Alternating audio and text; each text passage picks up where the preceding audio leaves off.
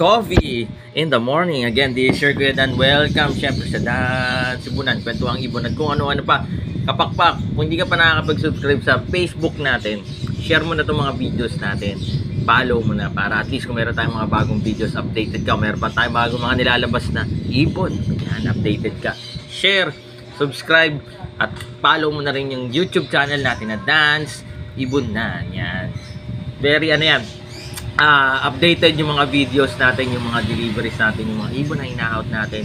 Makikita nyo dyan araw-araw. Maraming salamat sa walang sawang pagtitiwala nyo po sa Dan Sibunan. At good news, kapakpak, open na rin po yung Lazada account natin, open na rin po yung Shopee account natin, pati po yung TikTok store, open na po yan. Yan, maraming salamat syempre sa aking mabuting asawa na nag-asikaso niya. Naayos na rin po natin yung mga BIR natin para at least ma-open na natin yan. So available ulit. Available yung mga pagkain na kailangan ng mga ibon natin, mga accessories, syempre pati yung power up. Yan, hand feeding formula. Yan, official yan. Gawa yan dito sa Dan Sibunan. Power up, hand feeding formula. Bilis laki, tibay buto, ganda balahibo, ibon, guwapo.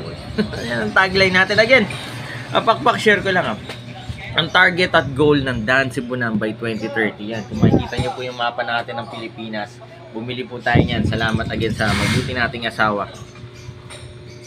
Target natin by 2030, lahat ng bahay sa Metro Manila, Luzon, Visayas, Mindanao, merong inaalaga ibon. Yan.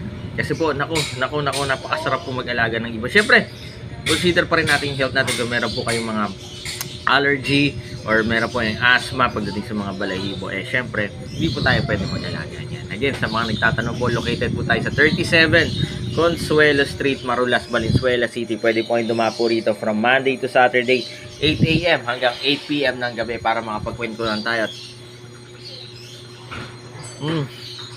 Matikman nyo po yung kape ko dito sa Dan Sibunan. Message na po ay pupunta po kayo dito. Yan. Again, maraming salamat. Lagi nyo po tatandaan, ha? God loves you so much at masaya po ang buhay pag may ibon sa bahay. Life is happier with pet birds.